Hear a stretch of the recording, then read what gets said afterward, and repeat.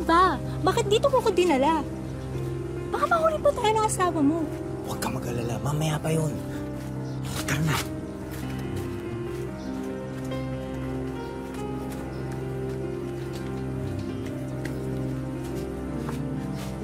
Hoy, Rodi, tigil-tigilan mo.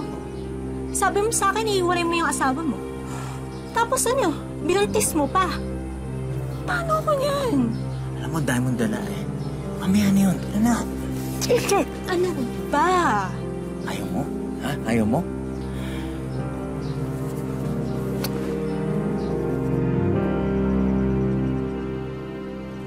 Ano ba kasi nangyari sa'yo? Napakalikot mo eh. Na-aksidente lang po. Di naman po masakit.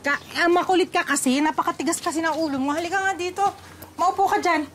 Hindi naman po masakit na eh. Ay, wag nang matigas ang ulo. Makinig ka sa akin. Umupo ka dyan. Kukuha ko ng panggamot. Sandali.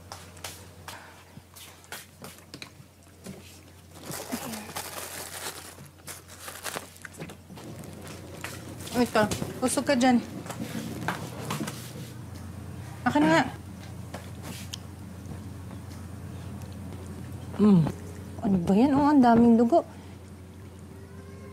Teka nga, alam mo, mas mabuti pa hugasan na lang muna natin dun sa gripo. Kailangan matanggal natin yung mga mikrobyo bago ko gamutin. Halika, halika. Huwag tigas na ulo. Halika na. Makinig ka sa akin. Halika, halika, halika. Diyan ka. Hawakan mo muna to. Kukuha akong tubig pang hugas.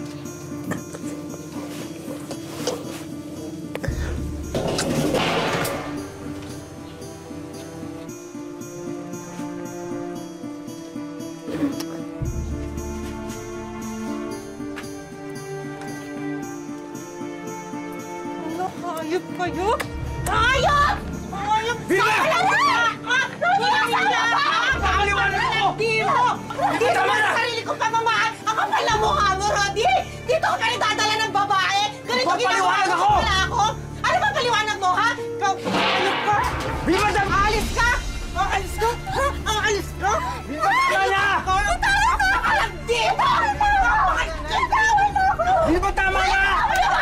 Ang kapal na mukha mo! Ang kapal na mukha mo! Ikaw ay damay dito, ha? Kaya mag-usap! Dito ka talaga sa bahay ko! Lumayas kayo! Lumayas kayo! Kung mamamalasahan ka, dapat matino ka, di ba? Hindi yung nagdadala ka ng babae! Nay! Hayop ka! Lumayas kayo dalawa! Lumayas kayo! Huwag kayo dito sa bahay ko! Layas! Nay, Ayaw tama. nyo! Ayaw nyo lumayas! Nay! Nay! Ayaw nyo lumayas, Tama ha? na! Parang awa niyo na oh! Tama na, Nay! Nay! Nay! Nay! Oh! Nay! Ayaw nyo lumayas! Nay! Lumayas kayo! Nay, tama na! Malandi ka! Lumayas ka! Kapal ang mukha mo, Rodi! Nay! Nay, tama na! Lumayas Tama na. kayo! Nay, Hayop! Sige na, Nay! Hayop! Tama na, Nay! Tama na! Tama na! Tama na! Nay? Nay? Nay? Nay, ano nangyari? Nay! Nay! Nay! Nay, ano masakit? Nay, tulong! Tulong! Nay, alis na po ako, ha? Bye. Oh, Nay, okay lang kayo? Ha? Oh, bakit, baby Jenny? Ba't ka umiiyak? Ha? Ba't ka umiiyak? Alam ko na. Gutom ka, no? Pagkain. Gatas. Alam ko na. Gatas. Sige kita.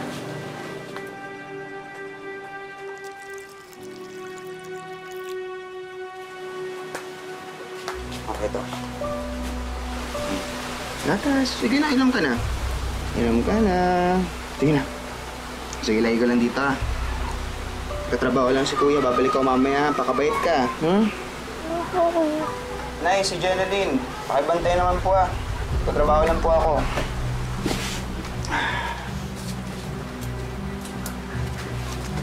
Bye-bye.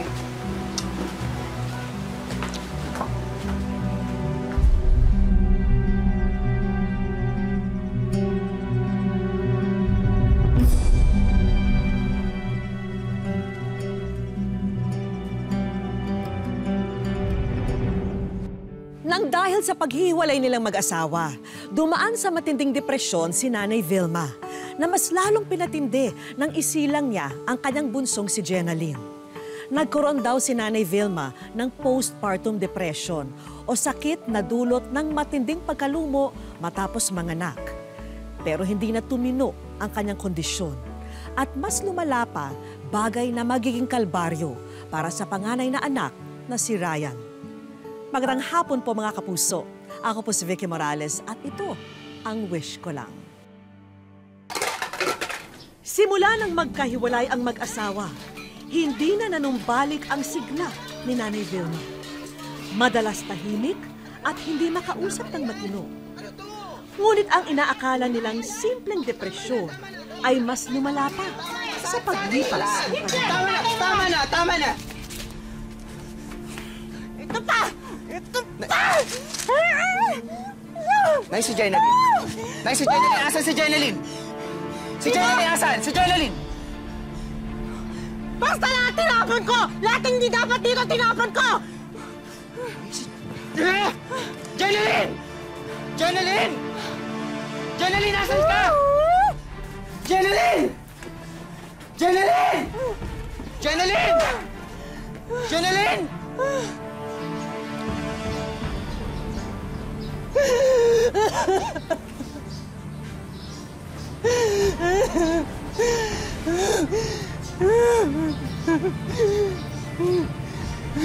Nay!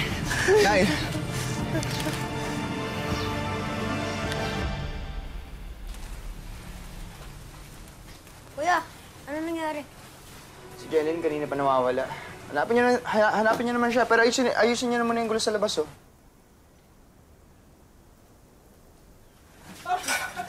Nay, tama na! Nay! Hindi dapat dito! Nay, tama na! Sa akin! Dito! Nay, tama na! Sige, hanapin niyo naman si Jenalyn! Hanapin! Nay! Tama na! Nay! Tama! Kuya, andito po si Jenalyn! Jenalyn? Kuya, andito si Jenalyn! Jenalyn! Ginagawa mo dito, ha? Dito.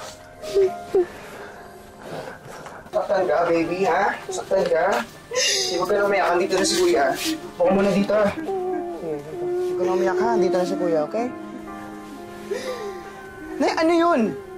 Ha? Si Jenalyn, kawawa naman, oh. Ano ginawa niyo sa kanya kanina? Ay, ano ba yan? Nay naman, eh.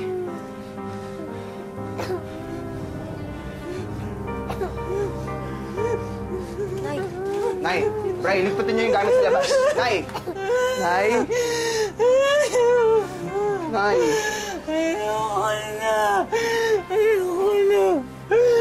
Ayoko na! Nay, maayusin natin yung buhay natin, pangako ko. Ha? Ayoko na! Nay, tama na, Nay. Tama na, Nay. Nay, ha? Kaya natin to. Ha? Kaya natin to. Ikaw!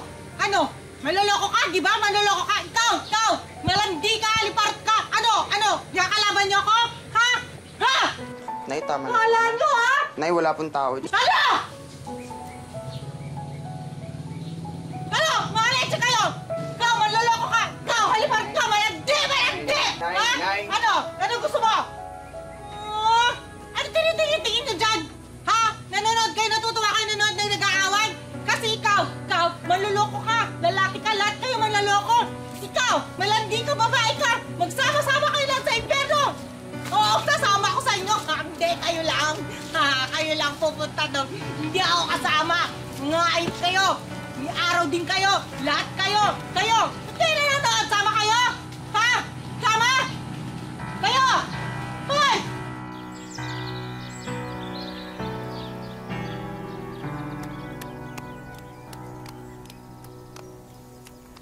Upang hindi na maulit ang nangyari kay Jenalyn, minabuti ni Ryan na isama ang mga kapatid kahit saan man siya magpunta. Okay lang ba kayo? Apo, kuya. Sige. Onti na lang ito, matapos na rin tayo, makakauwi na rin tayo. Sige Tis-tis pa. na muna ng onti. Sige po. Apo. Laro muna kayo dyan. Huwag yung tatanggalin yung tali, ha? Apo. Gusto ko.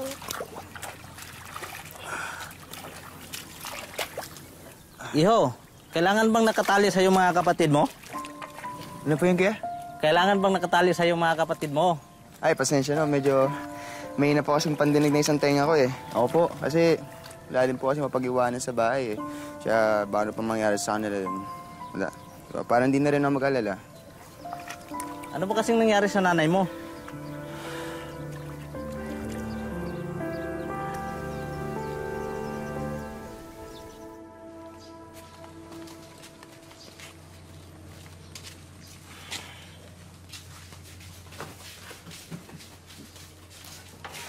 Sige, ganito ah.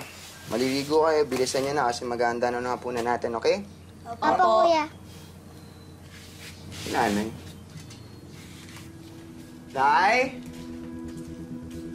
Nay? Nay? Nay? Nay?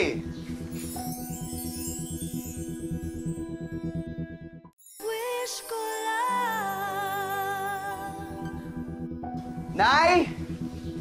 Dito lang kayo, huwag kayong alis, ha? Opo. Nay! Manang, nakita niyo po ba si Nanay? Parang nakita ko doon sa may sementeryo. Tignan mo na lang Doon dyan. po. Sige po, salamat po. Sige po. Sige! Sayaw! Oh, ito. Ganyan, Magana. Oh, sige Oo, pa. diba? Tapos ganyan na. pa. Ayoko yan! Sige na, Ganyan, inom na. ganyan. Oo. Oh, di ba, pre? Kaya niyo yan. Gano'n, di ba? Ako, kaya niyo Nay, yan. ano ginagawa mo dito? May ganyan-ganyan Nay, pa. tama na. Kaya Oy, ito magalis tama na. ayaw eh. Ano ba?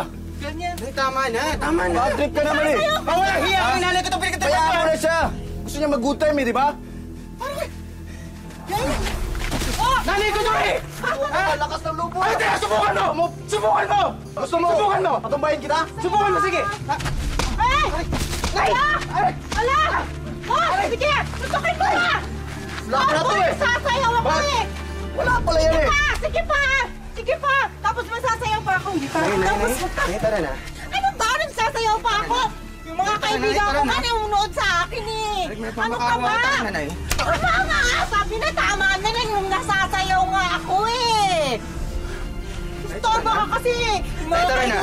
Nay, tara na. Tara na! Tama na yan! Pagod na ako! Tara na! Tigil! Tara na! Tara! Ano ka ba? Sasayaw ba ako? Tali nyo! Opo! Bakit ba? Kuya, tali, Bray! Ano ka ba? Nililoko ka naman ako dun eh. Bakit mo? Ano to? Bakit mo ako tinatali? Bakit mo ako tinatali? Tali mo, hawakan mo. Bakit niyo ako tinatali? Mapupunta ba ako dun? Inatay ako ng mga kaibigan ko. Nay, ayaw kong gawin to pero kailangan eh. Ano ka ba? Ayaw kong gawin to kasi nanay kita pero pagod na ako, Nay. Pagod na ako. Hindi mo ba kaya magpakatino, ha? Bakit ba? At hindi mo anak mo! Kailangan ka nila! Hindi na darating si tatay! Hindi na babalik si tatay! Wala na si tatay! Hindi totoo yan. Yung asawa ko babalik yun. Kasi buntis nga ako. Wakang mo tingnan mo. Oh, Alam mo na dito si Jeneline! Pinanap mo na si Jeneline! Ay! Ano ba yan? Andito si Jeneline! si Jeneline.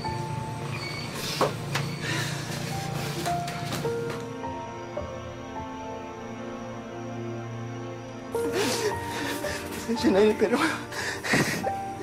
Kailangan ko lang gawin to. Ano ka ba? Bakit mo ginagawin yung buhok ko? Magagalit sa'yo yung asawa ko. Kayo, bakit kayo umiiyak? Alam niyo ba, babalik yung asawa ko. Kasi, tatanggalin niya to. Bakit niyo ba ako kasi tinatali?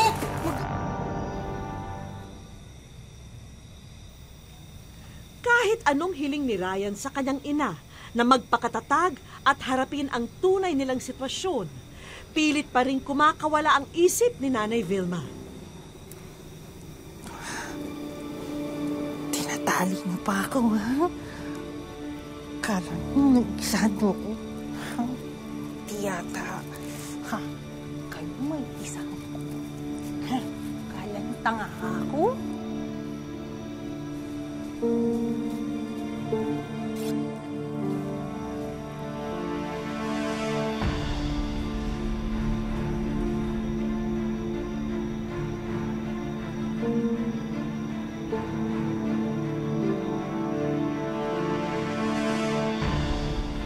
Nay?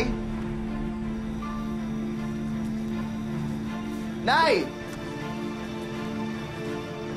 Nay? Hindi ba alam mo hindi kayo dapat nandito? Bahay namin to ng asawa ko. Magagalit sa inyo yung asawa ko pag nakita kayo nandito. Bakit ba kayo nandito? Natutulog kayo sa kama namin. Hindi ba kayo mga masasamang tao? Dapat sa inyo mawala. Dapat kayo... Kuya! Kuya! Ginagawa mo! Tawag ba ka? Ano nyo dito, ha? Nandito ka sa bahay. Hindi ko alam kung bakit kayo nandito. Tawag mo ako! Dapat sa inyo mamatay ka! Nay!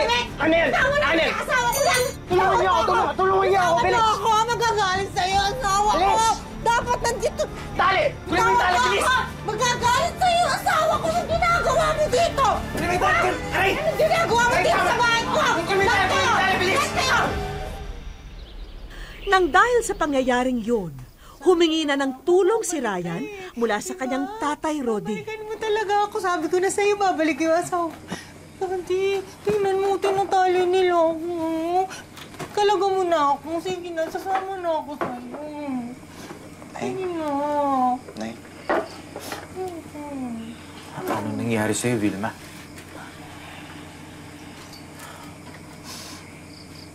Bakit mo hinayaan sarili mo magkaganyan?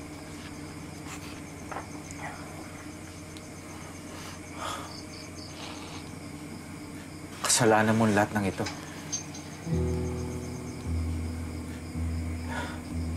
Ilang beses kong pinilit mabuo yung pamilya natin.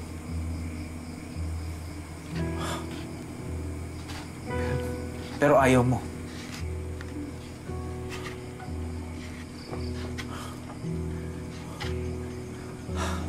Halos hindi kita matingnan.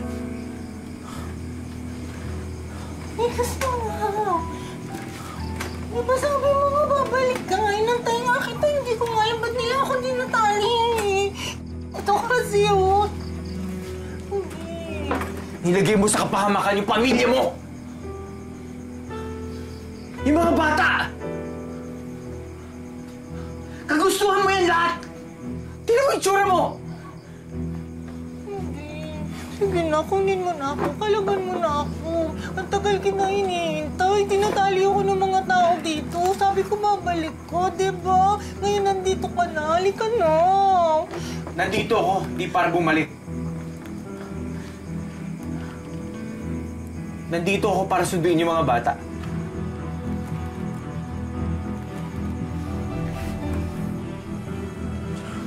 Rudy! Rudy! Sama mo ako! Kalagan mo ako dito! Huwag mo kaiwan! Kalagan mo ako! Ikaw kasi! Ano ka ba? Asawa ko yun nung sinusundo ako. Ikaw ang nagtatali sa akin eh! Ganbahay ka!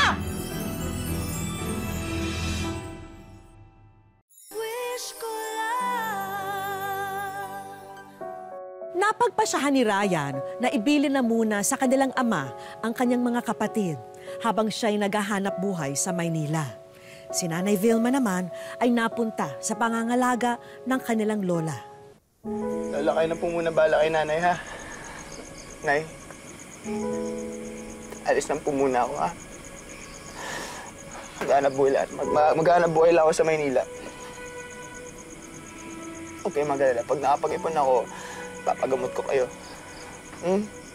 Magsasama ulit tayo ni Jeneline, ni Brian. Pangako ko po yun. Kaya huwag mo masyadong perapan si Lola, ha? Nay, kahit anong mangyari, tandaan niyo kaagad na mahal ko kayo. Mag-iingat ka ako. Sige po kay Lola. Nay.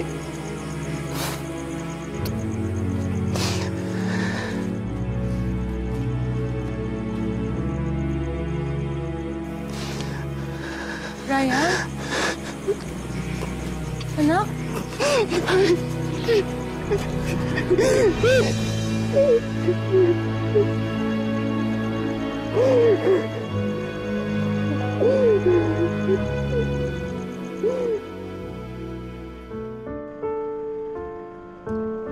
18 taon na ang nakararaan, pero hindi na bumalik sa katinoan ang dating mapagkalingang ina ni Ryan. Loko niya, di ko yan alam. Bukod kasi sa pagiging madalas na bayolente nito, animoy musmus ang ikinikilos ng ilaw ng tahanan ngayon. Hindi ko po maisip kung anong mukha niyang kasi iba-iba pong itsura na nakikita ko sa kanya. May mabait, minsan po mas matindi po yung galit niya. Ang mahirap pa rito, sa halip na unawain na lang ng mga tao sa paligid ang kalagayan ni Nanay Vilma, nagiging tampulan pa siya ng pambabastos at pananakit ng kanilang mga kapitbahay. Sinusundan ko po siya. Pag nakikita ko po yung mga kabataan doon na babatuin siya tapos bigla siyang susuntukin, hindi naman po inaano nung tao. Bigla po siyang inuupakan. Ay ako naman po, siyempre anak po ako, nasasaktan din po ako. Hindi mawari ni Ryan kung bakit ganito ang naging kapalaran ng kanilang pamilya. Loko niya, di ko yan alam kung saan niya nalalagay. Bakit po kami binigyan ng gantong pagsubok? Bakit po kami sa amin nangyari po yun? Sa ngayon, isang beses na lamang sa isang linggo kung masilip ni Ryan ang ina. May sarili na kasi siyang pamilya at naninirahan sa kalapitbayan. Gayunpaman, patuloy pa rin ang suporta na ibinibigay niya bilang panganay. Gaano man kahirap din ang buhay para sa sarili niyang mag-anak. Kung meron po ako, mapadala po ako agad. Pag kailangan na po talaga, niiskartehan ko po talaga para makakuha ng pera. Pero umaasa pa rin ang magkakapatid na sana'y gumaling na ang kanilang pinakamamahal na ina. Ma, may mga anak ka na nga eh. Apo, tapos di ka pa magtitino. Umayos ka na kasi, Mama. Ma, sana gumaling ka na. Mahal na mahal kita, ma.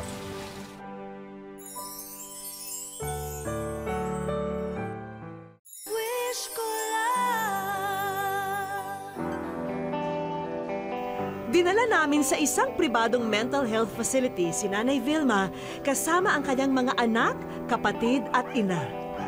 Mahalaga kasing personal na makausap ng psychiatrist ang mga taong kasama ng pasyente sa bahay para malaman kung ano ang karaniwang ikinikilos niya. Ma'am, kilala niyo po silang kasama niyo? Sino po? Unang kinausap ni Doc si Nanay Vilma, ang ina at kapatid niya. Yung ano po ba niya, yung pag-aalaga niya sa sarili, hindi rin niya masyadong natututukan? Sabi na nga lang yung saan, pagdamit. Sabi ko palitan yung damit, dinagdagan, di naman yung iba. Okay. Si ate ninyo, ibibilin ko sa kanya, ha? Siya magpapainom po sa inyo. Okay? Wala po ako kasama sa bahay. Si ate po, tsaka si nanay, hindi niyo pa kasama sila? Ay, patay na po yan ang ba? Ah, patay na. Kasama na lang ako na yan ba? Okay. Ayaw niya niya sumagot. Okay. Bilanggo pa rin. Ang diagnosis ng patient ay schizophrenia. Ang nangyayari kasi is nagkakaroon ng problem sa mga neurotransmitter or yung mga chemical sa utak. So because of that, nagkakaroon ng changes dun sa pag-iisip, sa behavior, tsaka dun sa mga damdamin ng pasyente. Pero may good news naman daw si Doc. Marami na raw kasing gamot para sa ganitong kondisyon. At kung presyo ang pag-uusapan, 30 pesos kada araw lang ang kailangang gastusin ng pamilya para sa maintenance na tableta ni Nanay Vilma.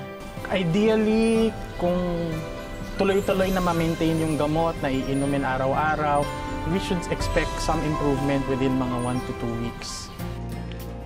Dahil bihirang-bihira ang ganitong pagkakataon na nakokompleto ang mag-iina, minabuti muna nilang ikutin ang lugar kung saan namin sila ipinasyal.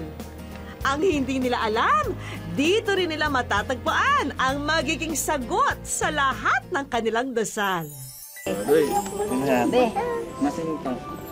Ito raw ang kauna-unahang pagkakataon na makikita silang kumpletong mag-iina sa isang larawan.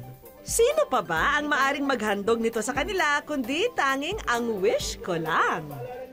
Masaya po. Matutulungan na po yung magulang namin. Kung gamot ang isa sa mga pinakamahalagang makakatulong sa sakit ni Nanay Vilma, meron tayong kaibigan na handang tumulong sa inyong mag-iina. Nakikibahagi ang The One Algon Place Foundation sa katuparan ng inyong wish. Dahil dyan, sagot na namin ang gamot ni Nanay para tuloy-tuloy ang kanyang pagaling.